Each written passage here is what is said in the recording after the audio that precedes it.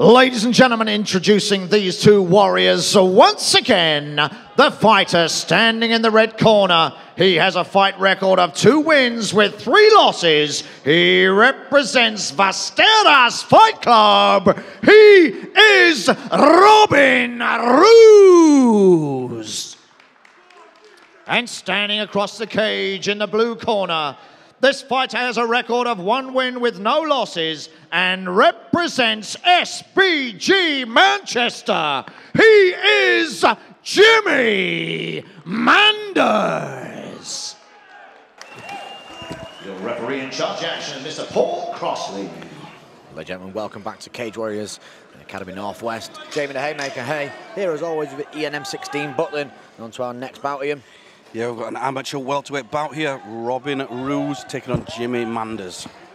I've seen Manders before, real explosive, rangy fighter.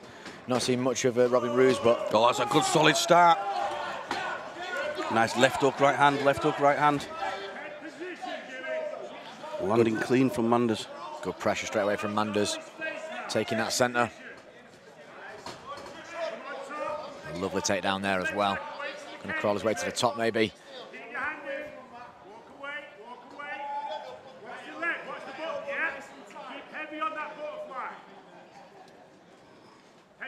Keeping that leg locked down a little bit there, keeping the head pressure on as well. But good work from Roos.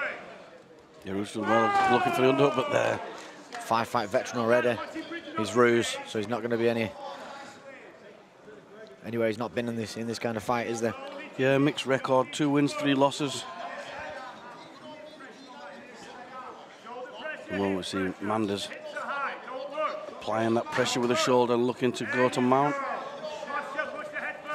Beautiful mount as well, that from Manders. But good work from Roos to slip out. He's got to watch the arm though. Yeah, he's looking, he's got the body lock. Can he stay on the back? As he's slipping off that back door, he could go for the arm. He's got a nice body lock on there as well. Real horrible pressure from the side. Even worse now, he's squared himself up and he could go for that choke. He's a little bit too high on the mount though, isn't he, on the back mount there to get the choke. He may struggle. That's a nice tight body lock. Yeah, he's going to be taking the air out of Roos there. Not what he wants. This is going to be very tiring here as well for Robin Roos. Having to hold the weight of Manders there. He's going for that choke now. He's trying to put it on, but it's hard to finish. He's so high up. Yeah, he's just too high. Roos is struggling to drag him off though because of that body lock. If that was a normal hook, he'd have been dragged off by now.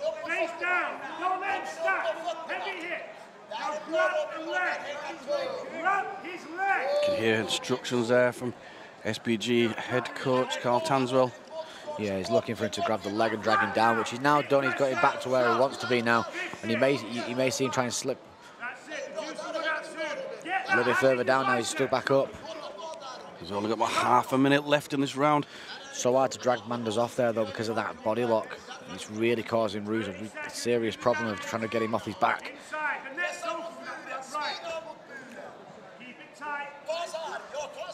He's really locked in here though. Roos defending well though, not letting him get the head. The amount of pressure being put into the rib, the underneath of the ribs there on Roos is going to be horrendous. It's going to be a very tiring round there from Robin Roos as he goes back to his corner. Yeah, he just couldn't get him off his back at all. He was really struggling with that.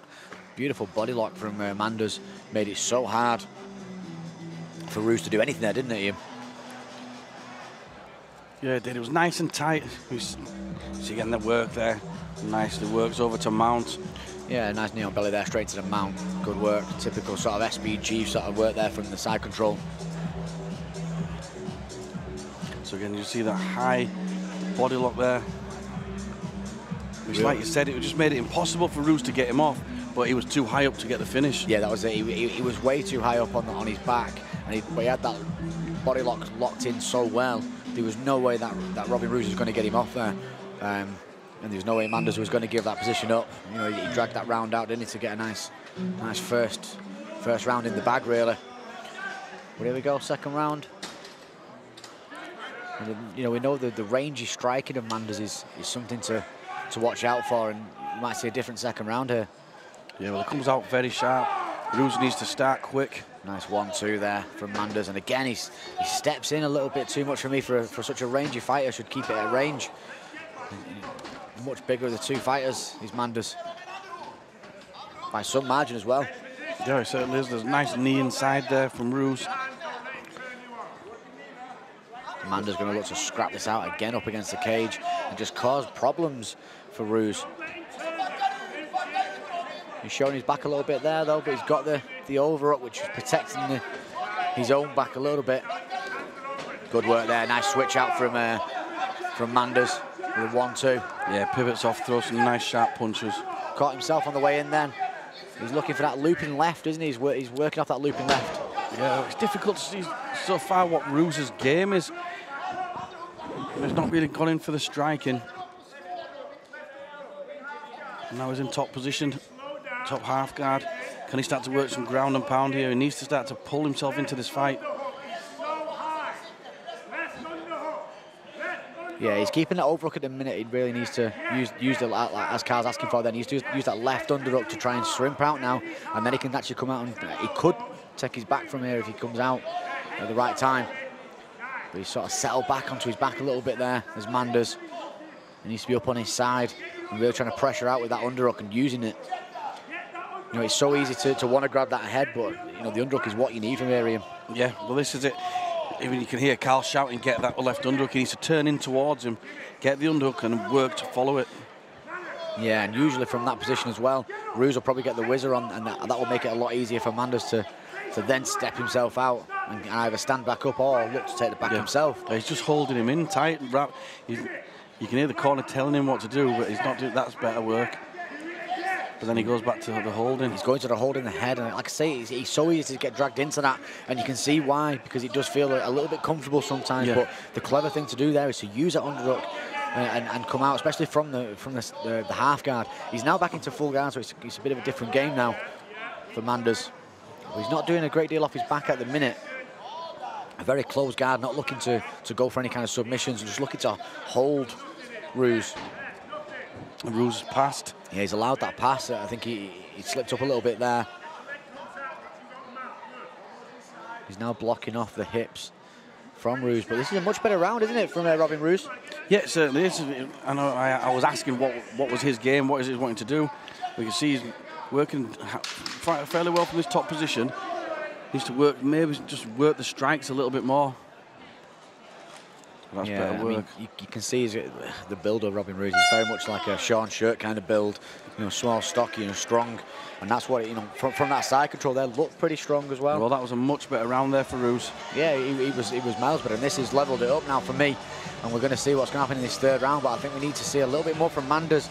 You know, listening to his corner a little bit more, I think, would be the main thing I think for his fight. Very key. We know what Carl Tanswell's like. You can hear his nice, simple, loud instructions. I think Manders needs to follow them a little bit better. Absolutely. Matt Inman in the corner as well there. Then we've got another Cage Warriors bout coming up very, very soon.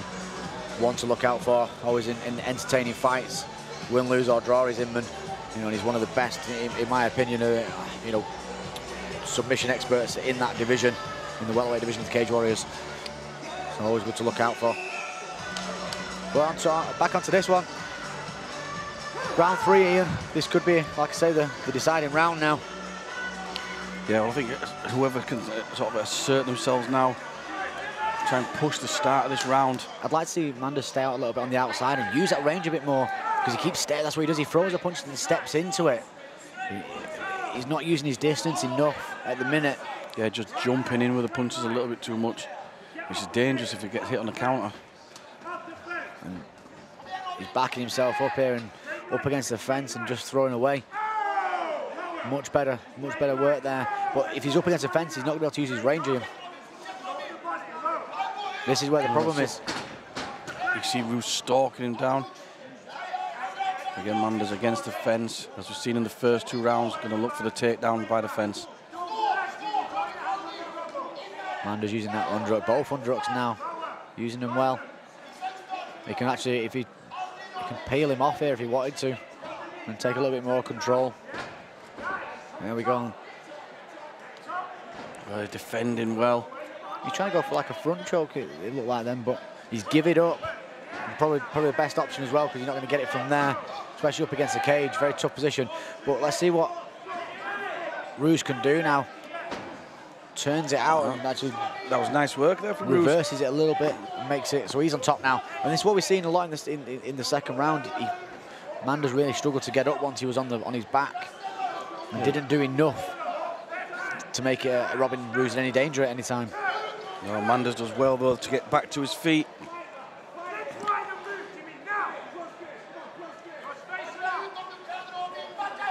Can he break?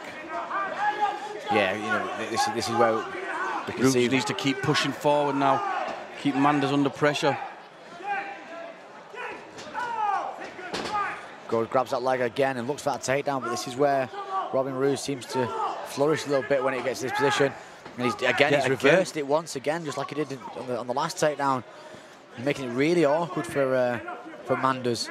And for the scoring, you know, every time we go down, he's getting it turned over and getting the top position.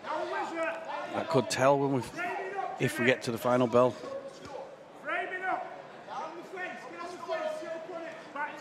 In full guard now, but again, a very closed guard from Manders. Not really very active off his back, not looking for any submissions at the minute.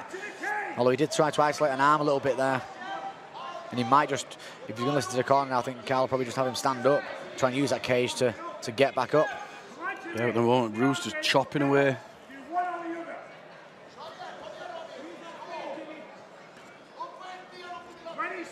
Roos looking to even his record up to 3-3. Yeah, Manders wanting to keep his own. It's been an intelligent couple of rounds from Roos, really. You know, he's waited for that attack from Manders and then reversed it each time. But this is made for a very interesting fight. Again, though, I would like to have seen Manders just use that distance a little bit more in that range. He seems to throw shots, but then step himself in. Jumps close his own close. distance. And when you've got the range that he had there, I think I'd like to have seen a little bit more, but really good fight there, Ian. Yes, certainly is. Be interesting to see how the judges have scored the fight. Very different. I'm going to pass it over to Grant Waterman now before we get on to our next fight. But again, two tough competitors there here at Cage Warriors, the Academy Northwest.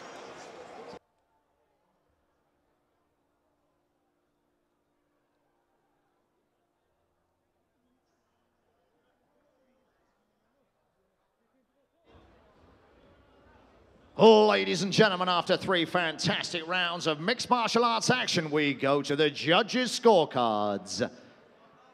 And we have a majority decision in favor of your winner. From the red corner, Robin Roos.